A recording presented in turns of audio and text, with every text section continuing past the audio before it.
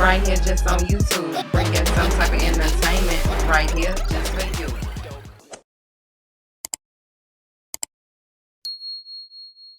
We are back for another book club. Of course, for those of you guys that don't know me, my name is Moett, which stands for Motivation Over Everything That Trends. And I am the Motivational Queen.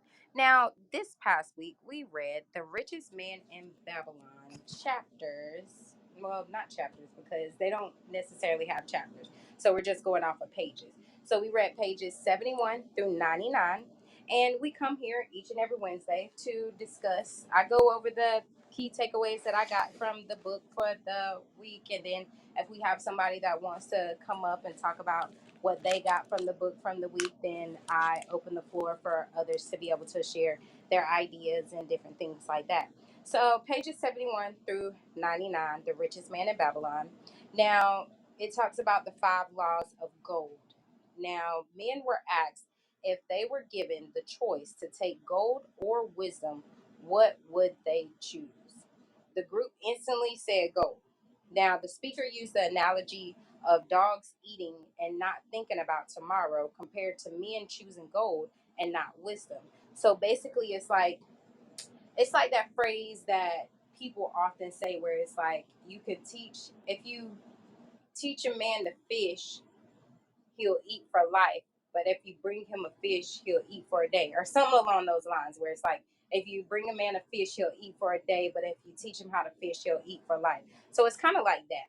So if you're basically choosing the gold, then it's just like you're just going to have that gold, but you don't know what to do with it. You don't know how to acquire more gold. That's just like something that you got and something that you received. And you need to be able to know how to be a good steward and wisely use it so that way you can continue to grow and you can continue to grow that gold, and that way you can continue to grow your wealth. And the quote is, gold is reserved for those who knows its laws and abide by them. Now the speaker told the story of Namasir, pretty sure I pronounced that wrong, but Namasir, who is Arkad's son. And for those of you guys that don't know who Arkad is, if you've been reading The Richest Man in Babylon or have read The Richest Man in Babylon, you know Arkad was the richest man in Babylon, and Namasir was his son. Now, he told the story of Namasir on how he acquired wealth. Now, Arkad wouldn't make him wouldn't make Namasir the heir to the estate until he could prove that he knew how to acquire and keep wealth and maintain respect from others. And he was given he was given a bag of gold and a clay tablet of wisdom. He initially lost the gold his father had given him because he failed to read the tablet and gain its wisdom. But once he read the tablet and gained its wisdom, it took him some time, but he gained back everything he had lost and more.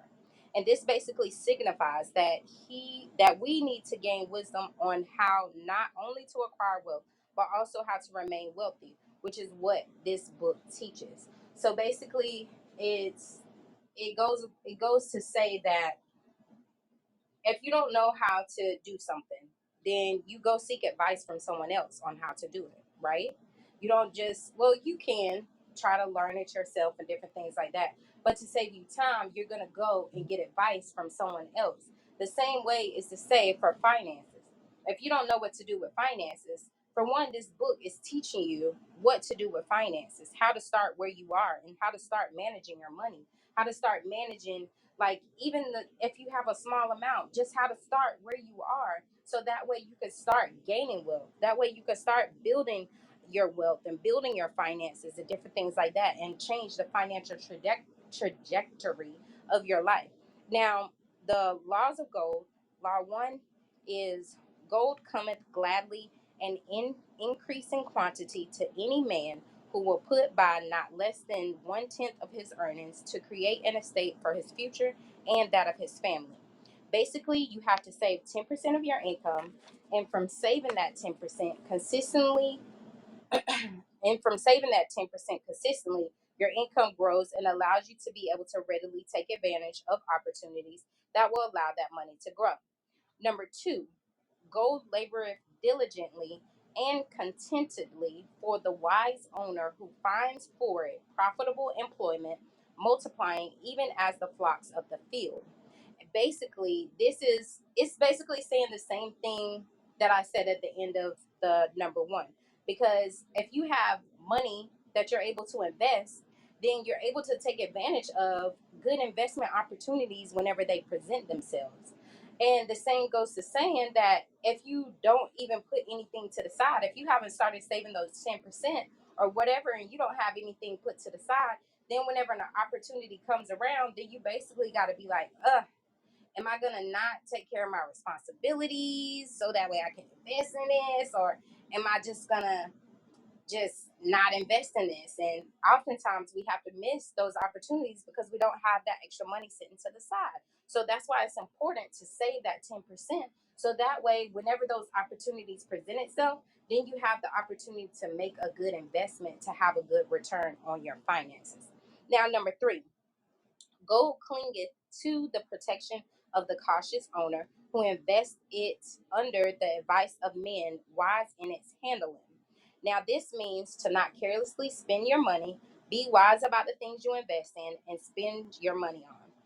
Now, number four, gold slippeth away from the man who invests it in businesses or purposes with which he is not familiar or which are not approved by those skilled in the keep. This basically means that if you don't know what to invest in, get someone that is skilled in that area and can guide you to make wise investments. That's basically saying, like, if you don't know nothing about a kitchen or cooking or a restaurant or anything like that, then it's not wise to just go and invest in a restaurant, just any restaurant, just because somebody came to you with an idea. Like, one of the finance people who I saw them speaking live one time, they talked about how whenever they were first having their investments and stuff, then they invested in one of their friends who talked about having a restaurant and this and the third. And so then they invested in this restaurant. And needless to say, it didn't go nowhere. It didn't do anything. The business ended up having to be shut down and different stuff like that. So then that made him wiser to the fact of, okay, so I need to be wiser about how I invest my money. And that's the same way. Like, if you ever watch Shark Tank, they're very wise about the investments that they make. They want to know, is this going to make me a return on my money? Am I going to get a good return on my investment versus just investing to be investing or just throwing away money? So that's another important fact. Now, number five, gold flees the man who would force it to impossible earnings, or who followeth the alluring advice of tricksters and schemes, or who trust it to his own inexperience and romantic desires in investment. And basically, this is just, don't go for the get rich quick schemes. Don't go for the get rich quick schemes. Don't go for the, oh, well, I can turn your $100 to $1,000.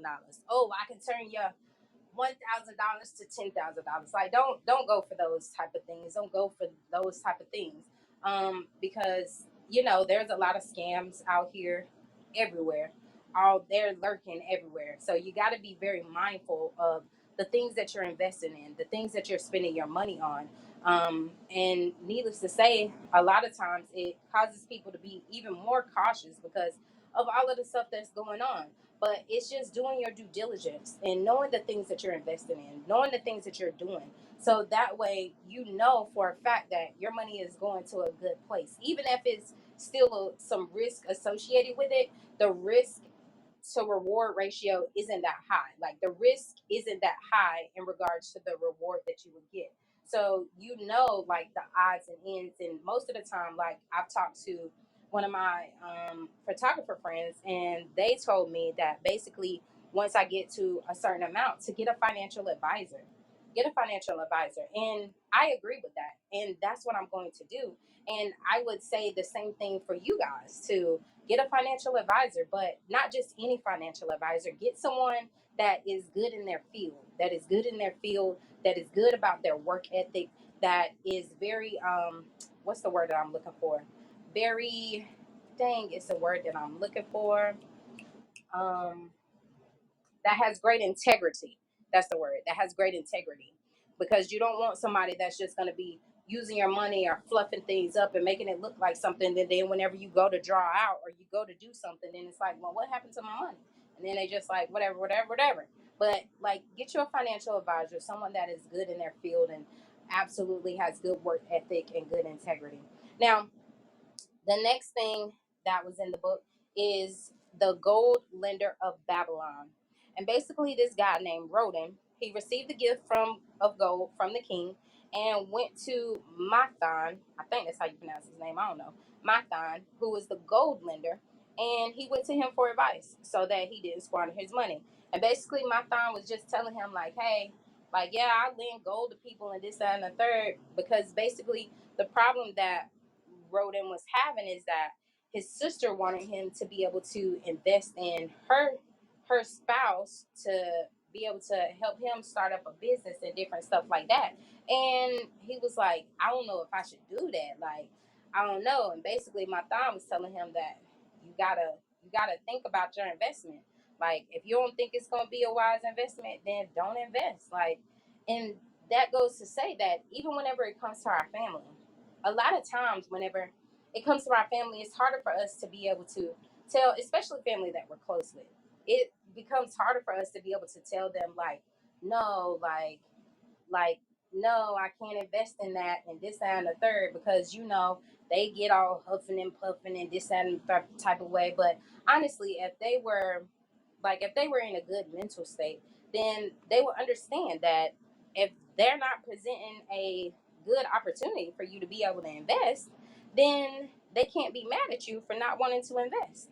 But you know how the saying goes, how people go, then they'll just be like, oh man, well, I can't believe you did it like that and blah blah blah blah blah. Like, well, honestly, I didn't do it like nothing, but whatever. Because at the end of the day, you have to think about yourself and your family. If it's not a good investment, then it's not a good investment. Period. I don't care who it is. I don't care if it's somebody that you've been friends with for over 10, 12, 13 years. If it's not a good investment, then don't make that investment. Period. And that's what these chapters have been talking about. These well, chapters, pages. These pages this week has really been going in on the fact of making sure that you're, for one, diligently saving 10% of your earnings, and for two, making sure that you're being wise about the investments that you're making. Be wise about the things that you're spending your money on. Don't just go out here just freely, just whatever. Like, it's good to be in a place where you can give and different things like that. That's good. I'm not saying that you can't do that. That's good. But as far as just like going and splurging and balling out and shopping sprees and different stuff, you ain't got to go on a shopping spree every week. Honestly, honestly, I'm just saying. But that was the pages for this week. Pages 71. It was 71 through 99 one. Let me go look. Pages, or it might have been 77. Yeah, it was 71 through 99. And this week coming up, we're going to be reading pages 99 through 127. So 99 through 127, that's what we're going to be reading. The Richest Man in Babylon. If you haven't already and you're just tapping in, definitely click the link in my bio.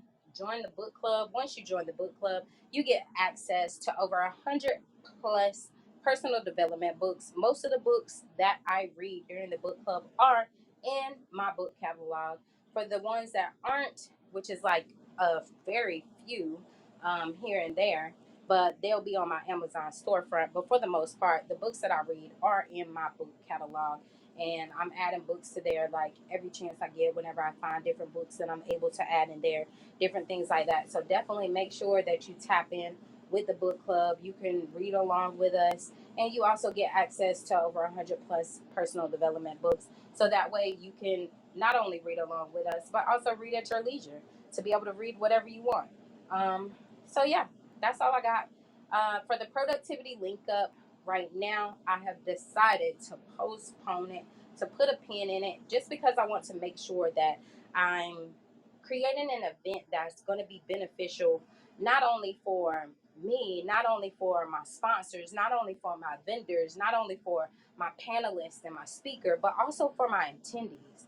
I want to make sure that I have an event that is going to be good for the people that attend. So I want to make sure that everybody that is involved is able to get value from this event, that is able to get an incredible experience from this event, that is able to walk away from this event and feel like, wow, like they can just go set the world on fire. Like they could just go make it happen. That's my intentions with this event. So I'm going back to the what's that thing they call it? The billboard, blackboard, chalkboard, something board. I'm going back to the board. I'm going back to the board for this event so that way I can make sure that I put every nook and cranny and get everything together so that way I make sure that it's beneficial for everyone, especially the people that will be attending, because I don't want to leave any tables unturned. I don't want to leave anybody with any questions or anything like that. I want everybody to be able to have an interactive environment where they feel at home, where they feel at peace, where they're able to truly learn and grow and are able to walk away from there and feel a renewed power and everything like that. Outside of that, I do have my motivational community, which is called the Motivational Queendom, where I drop a video and a message each and every day, which is part of my morning routine for the people within my community, as well as their videos. Whenever I come across a motivational video, whether it's TikTok, whatever social media that I'm on, then I also post it in there as well. And I also have channels and different things like that where people can just come together and talk and communicate and really just uplift one another and different things like that. So that way they're able to be motivated, they're able to be inspired, and also share resources, share different things like that. And that's what I created it for. So definitely click the link in my bio, click on the Motivational Queendom, join me there. There's a level from everybody. There's a level there for everybody. I don't care if all you got is $1, then I got something for you. But outside of that, then definitely just click the link in my bio. Click on whatever resonates with you. Check out everything. My website is about to undergo a major reconstruction over the next week. I'm about to change platforms. I'm about to change the whole look, feel, and everything of it. Of course, I will be dropping more about that across my other social media channels in regards to that. But definitely, The Richest Man in Babylon book club, we're reading pages 99 through 127. All right, I'll see you guys next week. Remember that life is too short to be anything but motivated. Now get out there and turn your dreams into a vision and make that your reality. All right, I love you guys.